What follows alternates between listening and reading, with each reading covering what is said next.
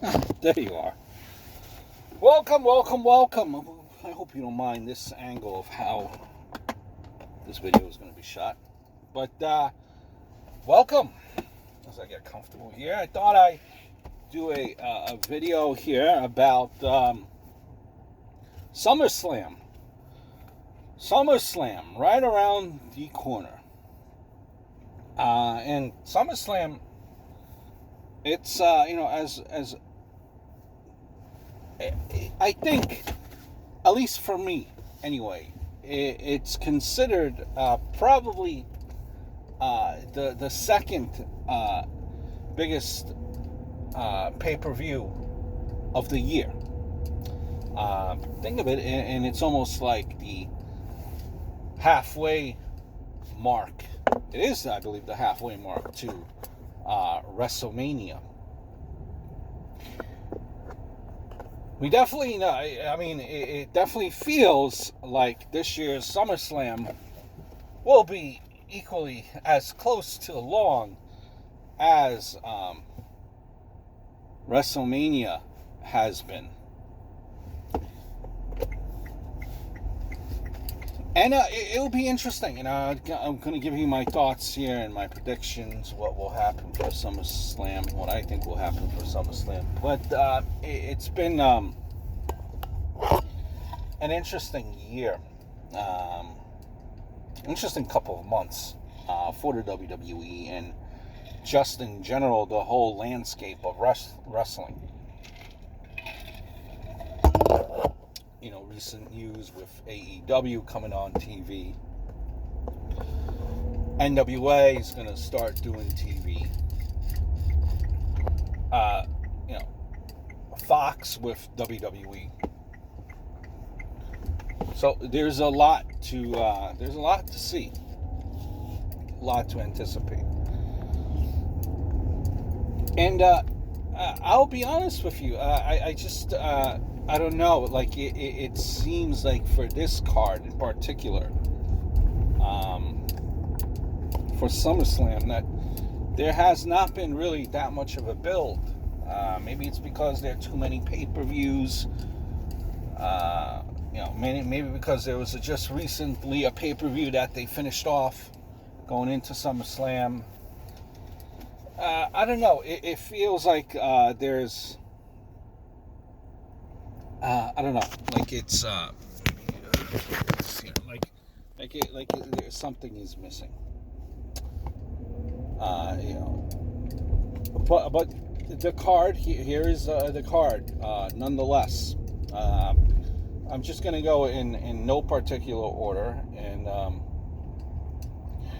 I'm gonna go based on what is official, and then towards the end there, I'm gonna kind of speculate on one or two extra matches that we might see, because and I've been following their social media accounts in the WWE, because sometimes they will mention something on there, make a match to a social media account.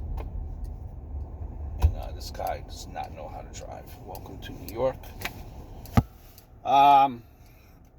First match that comes to mind: Shane McMahon versus Kevin Owens. This is a tough one.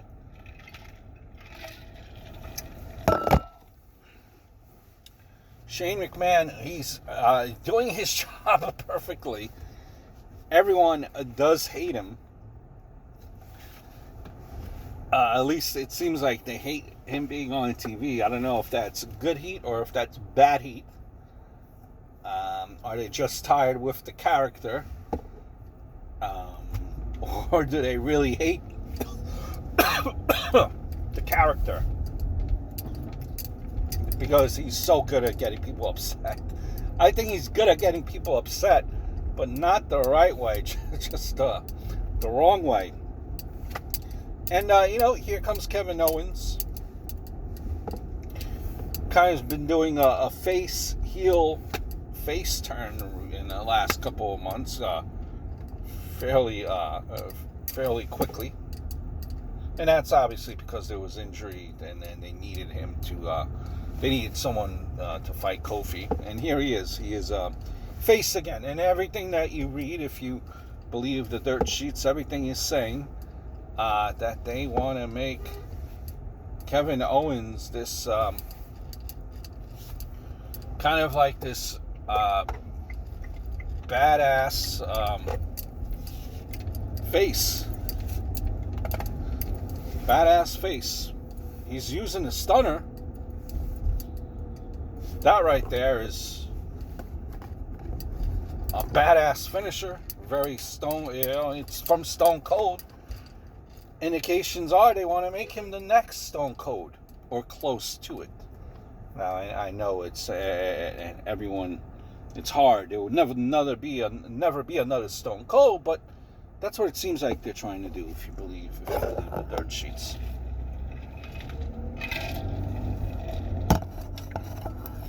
Kevin Owens has said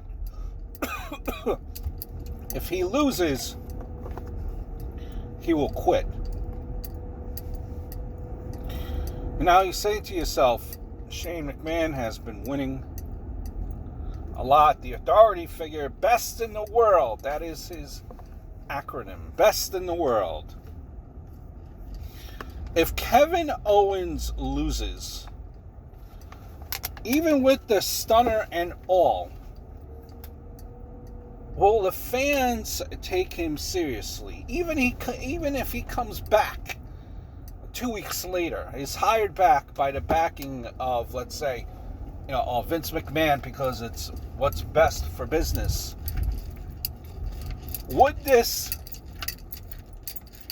Can you, or will the fans take Kevin Owens seriously after he lost to Shane McMahon? Now, can you see a loss happening with some type of fuckery? I could see that happen. I could see that happening. But is that really what's good for the storyline? I don't think it is. And I'm going to go and I'm going to say that they're going to try to somehow build this up,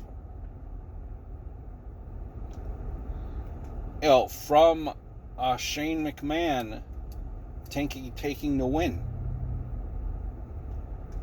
So to me, that's not the right thing. But that's what I see happening, and I see Shane McMahon defeating Kevin Owens. Charlotte versus Trish Stratus. Trish Stratus said on Busted Open that this will be her last match. Trish versus Charlotte. The question, I guess the storyline here between these two is who started the women's revolution? Who was at the forefront of the women's revolution?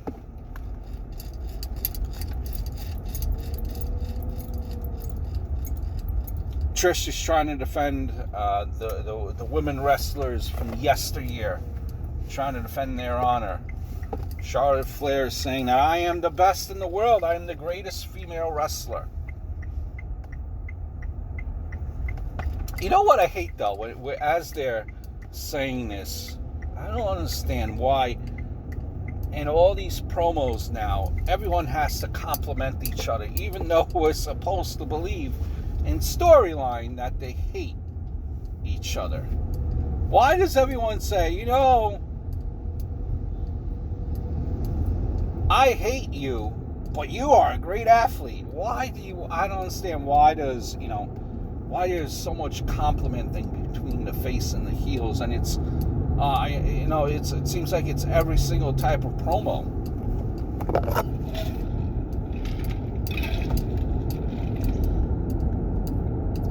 Why is this match even put together?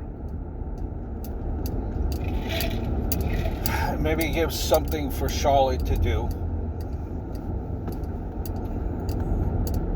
It's kind of, But the reactions, anyway, it seemed like they have been kind of meh for Trish Stratus over her last couple of appearances here these past weeks. And is that because that's just the new type of audience, the sign of the times here, the changing? Was the audience drained from maybe traffic coming into the arena? I don't know what it is, but or maybe that we've seen Trish too many times recently. Nonetheless, does Charlotte Flair need this win? No, she does not. I think she could take a loss, and that would not affect her at all.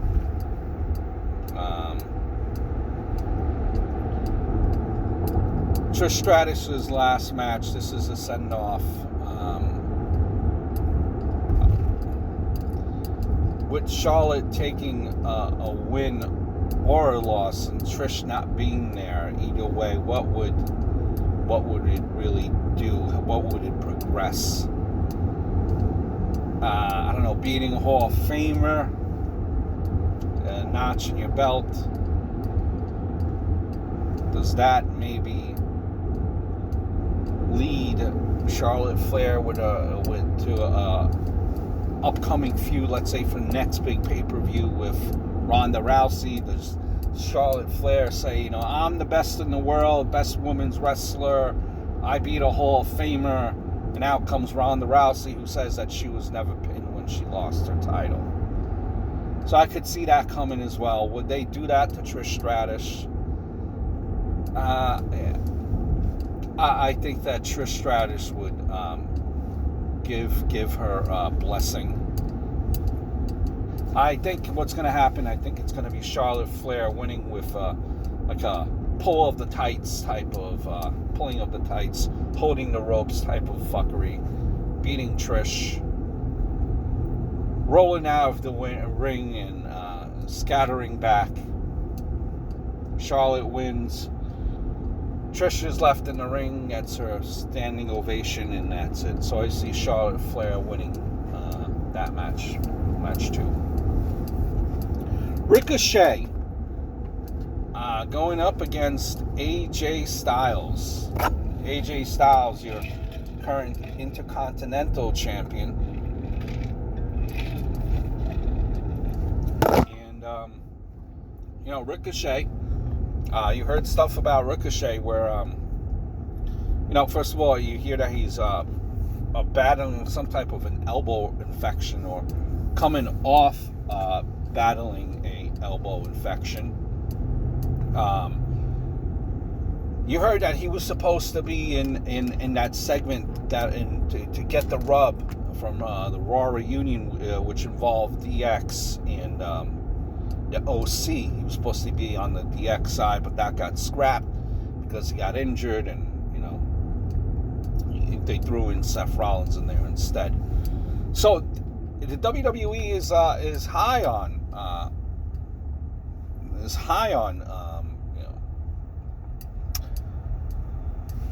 Ricochet. You might even argue that of the two, between Ricochet and Aleister Black, that things have been working out better. It's coming off more of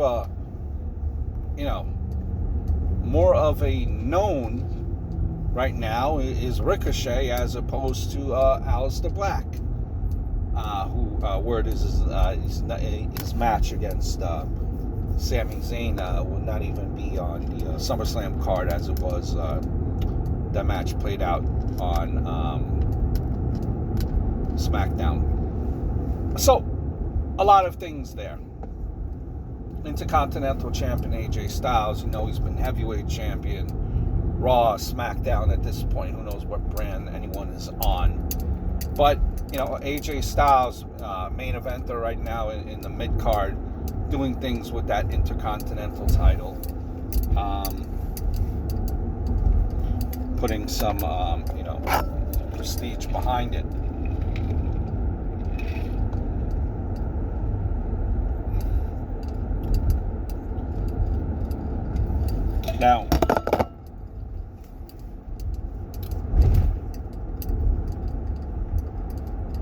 what do I see happening here? I think, and you have the OC there in the background. The OC has just been formed. Mind you, I think they should have been formed before. This is maybe 2 years too late for this group, because look at Gallows and Anderson. With Gallows and Anderson, even, with on the OC, teaming up with AJ Styles again, do you really care about Gallows and Anderson? Is it a little too late? So, we're not dealing with Gallows and Anderson. They're not fighting against Ricochet. It's AJ Styles fighting against Ricochet. And that being said, I think Ricochet chasing AJ Styles, kind of in a storyline where, and this could be, I think, potentially a long program if WWE plays it right, where Ricochet keeps on being so closer and closer each time to beating AJ Styles, but just falls short because of the OC interfering, the Gallows and Anderson interfering, doing something, or time limit draw, or AJ Styles is DQ'd. They could build this up where Ricochet is fighting and trying to get that title back, keeps on coming so much close, and just keeps on falling just a little bit short. Kind of build this up. I think the chase that Ricochet puts on is going to help Ricochet a lot. It's going to help the crowd get behind him. You can tell that he gets some type of reaction, that the crowd is into Ricochet to a degree. And I think the chase is important here. That's why I think, AJ Styles will win. Keep the chase going. Eventually, what you would want to see maybe in the culmination of this feud is, even though AJ Styles might still hate Ricochet, shaking of the hand extended to Ricochet at the end of this feud as job well done, type of deal. So I see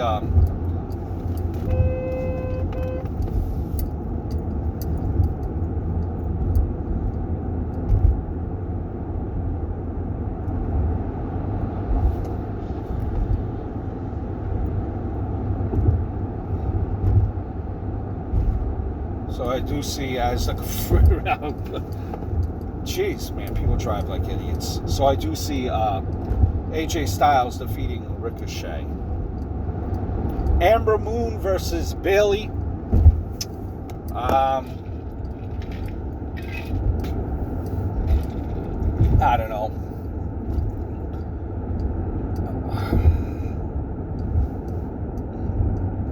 They've been trying to build up Amber Moon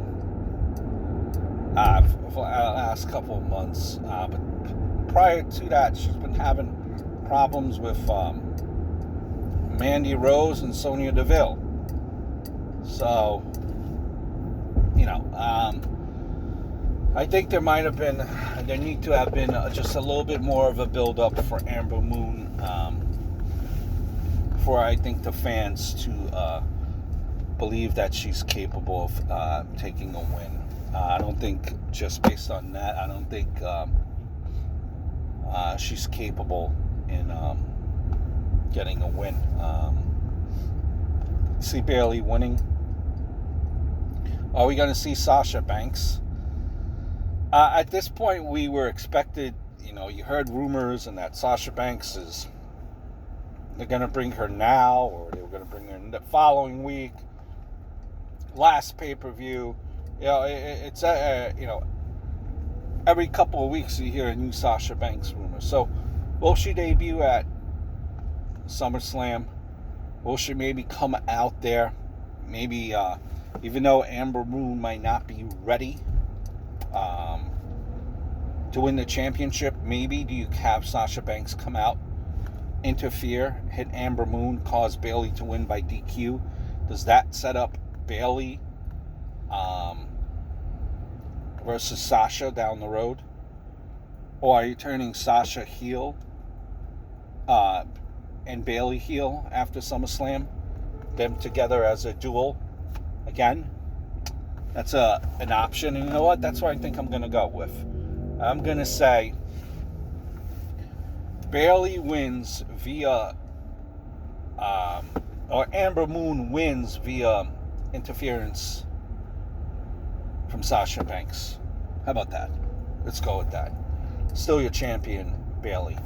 Cruiserweight Championship, Drew Gulak versus Mr. Onley. Let's go with Mr. Drew Gulak for no rhyme or reason. I like what I see from Drew Gulak. Let him run with the title a little bit. Everyone has, let's see what this guy could do. Let's showcase him. Him losing the championship that soon wouldn't be justice for Gulak. You're going to have the Demon Finn Balor versus The Fiend. The new nickname that's being used, The Fiend. Bray Wyatt. And no ands, ifs, or buts about it. Bray Wyatt has to win this match. I think kind of to a point, what kind of made the character, or not the character so much, but the validity, people taking the validity of the Bray Wyatt character with no regard last time, why that happened, I think it's safe to say because of every single feud that he was in, it seemed that Bray Wyatt had lost. So, although the character had a lot of substance behind it, at least I thought, I think people maybe started getting a little bit disinterested with it, because it would always lose. It would always lose every feud. And this was a character that had become, that they obviously were behind to a large degree because it was a champion. And then somehow I think they kind of lost sight of the character and why we are here where we are right now. So this character and Bray Wyatt needs to get a win, and I think he will win against Finn Balor. Finn Balor,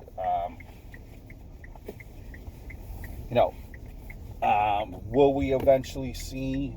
Can this feud? Will this be a one-off? I think this might be a one-off. I think this is going to be a type of a match where we might not see Finn Balor for a while, where Bray Wyatt destroys, wins, beats Finn Balor convincingly. And down the road, I think you might see a Fiend versus Balor, Fiend versus a Demon type of matchup down the line. But for now, Bray Wyatt needs to win convincingly, which I think will happen. And it's interesting. You're going to be very interested to see, the layer of this character and how it progresses. I've seen the Firefly Funhouse stay around still. I'm interested to see if once SummerSlam is over, what happens with Bray Wyatt. Does he keep on attacking the legends? Or does he stay and start doing these backstage vignettes where we kind of get the Bray Wyatt now, not with the mask, just regular Bray Wyatt, talking like, oh, I don't know what happened, like, bipolar type of Bray Wyatt? Will we see that? What type of evolution will we see from the character? So, I do, that's what I think will happen with that. Bray Wyatt will win convincingly. Universal Championship, and Seth Rollins versus Brock Lesnar. And as much as people hate Brock Lesnar, I'll tell you what, man. You look at Brock Lesnar, that's a superstar. That's someone to just be afraid of. Like, he has an aura, he has a presence about him. And Brock Lesnar. Now, some people might not like him. They may not like him because of his schedule. But listen, if we got that type of money and have that type of schedule, you would not take it. Of course you would take it. So, let's not blame, this all on Brock Lesnar. And for what it's worth, wrestling, and Brock Lesnar maybe does love it. It might not seem like he loves it. He must love it a little bit more than besides the money. Because look, from what we hear, it even rubbed off on his son, where his son is supposedly looking to train, or was at the performance center. But the point I'm trying to make is Brock Lesnar just screams of someone that you would take seriously as a champion. And Seth Rollins, the dirt sheets are saying they're trying to make him look cool again. Seth Rollins, I remember for a period of time there, what it was a year ago. The time frame is a little sketchy for me. A year or two ago, he was Mr. Monday Night. People were getting behind him, burn it down. Everyone was behind him. Matchups that he had, he was carrying that torch for Raw. And then something had, happened. This was even before he started, before they paired Becky Lynch with him. This is before that, where Seth Rollins no longer seemed to be cool. And that's where Seth Rollins is right now. He is not cool. Maybe he's gotten a little bit stale. Something is off. The reaction that he's been getting, and he's been getting a great reaction recently. He does not have that reaction no more. He was, Seth Rollins, getting destroyed by Brock Lesnar on Raw a couple weeks ago. F5 on the gurney, F5 on the table. And he was not getting sympathy from the audience. They wanted to see more. Seth Rollins is now uncool. And they were trying to make him get sympathy to get the crowd behind him again. Because you know what? I'm sure they want him to be the champion. But after this reaction that he's been getting, and considering Fox, the move to Fox, the ratings, the name recognition, I just don't see how Seth Rollins could win. I think it's going to be Brock Lesnar retaining. And you know what will happen with Brock Lesnar retaining? I think that's going to set up somehow plant the seeds for a Seth Rollins heel turn, because I think Seth Rollins needs to go heel. I think he's a better heel than a face, just based on the way he is online sometimes on social media. He comes off a little douchey sometimes, he's just better off suited, I think, being a heel. And I mean, some of his promos too that he's had Seth Rollins in recent memory have been really like cringeworthy. It's time to kind of turn the page, and I just don't see Seth Rollins doing it. Maybe they had those plans, but how Vince has been flipping the script lately, I think maybe he's flipping the script and changing the outcome and saying, you know what, it's going to have to be Brock Lesnar this week, as opposed to Seth Rollins. Randy Orton versus Kofi Kingston. Of the matchups, the two of them, Shane McMahon and Kevin Owens, one has build, and so does this match, Randy Orton versus Kofi Kingston. Now that build for Kofi Kingston versus Randy Orton. Yes, I really can't speak tonight, can I? That build seems to be, kind of by mistake of, their feud from 9 years ago. It was their politics, wasn't. That's up to you to decide. And here we go. 9 years later.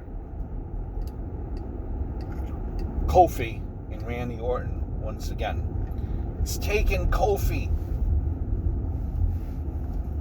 Kofi has not been able to win a championship until recently. Meanwhile, Randy Orton going on a multiple time champion already at this point.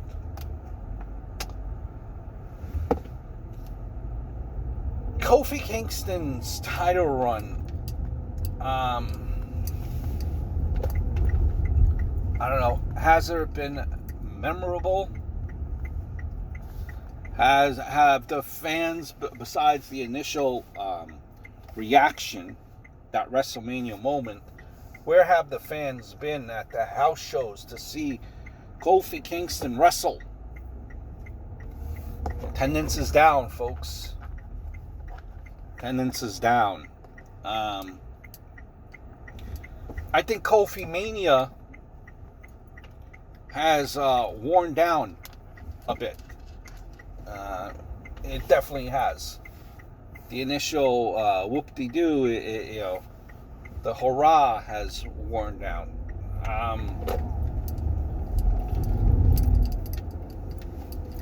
He's had the title since WrestleMania, so they're giving him a decent time.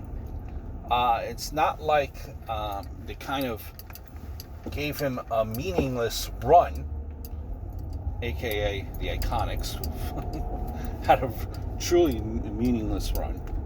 So so you can't argue about that.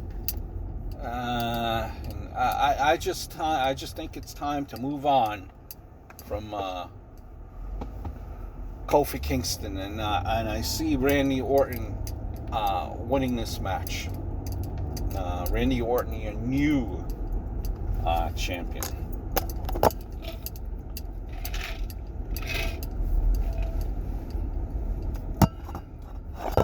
Now, Roman Reigns is not on the card on SummerSlam.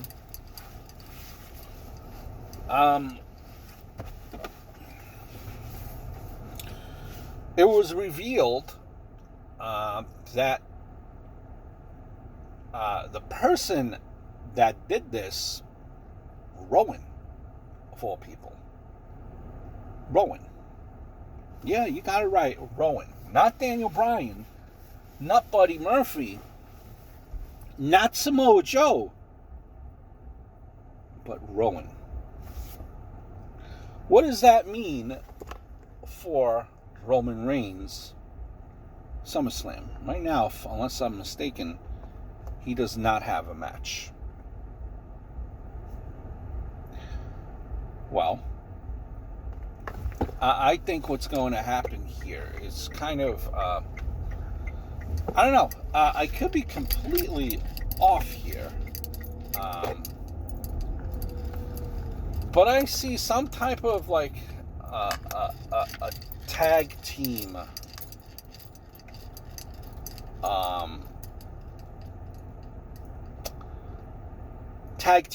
affair where I could see Samoa Joe and Roman Reigns against Rowan, Daniel Bryan.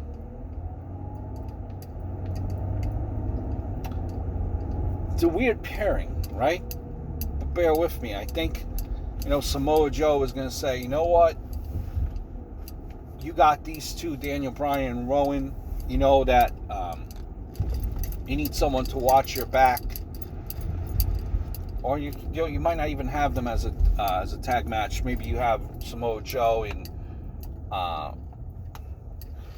Roman Reigns' corner, and you have Daniel Bryan in Rowan's corner, or something to that regards. Temporary truce or a truce where Roman Reigns, he's like, you know what? I should have listened to Samoa Joe. I should have listened to Joe. He's like my brother, and he meant everything he said. So they team up, or he's in his corner, or something to that regard. And then all of a sudden, Samoa Joe turns on Roman Reigns, and then it's just a gang up on him. And then somehow maybe, somehow, Buddy Murphy plays into this as well, where maybe you make a Buddy Murphy now come out, make the save, turn him, get him the rub from Roman Reigns and make him a face. Do you see that happening? Where, Samoa Joe turns on Roman Reigns. Joe, Daniel Bryan, Rowan attacking Reigns. Buddy Murphy for the save. Give the rub to... And you give the rub to this guy. To Buddy Murphy. It's just like it's weird. From this past week, it seemed like they were trying to develop stories for SummerSlam to lead up to it. And then, other things were being built up for after SummerSlam. So it's like I question and I wonder, will we even see anything like this on SummerSlam with Roman Reigns and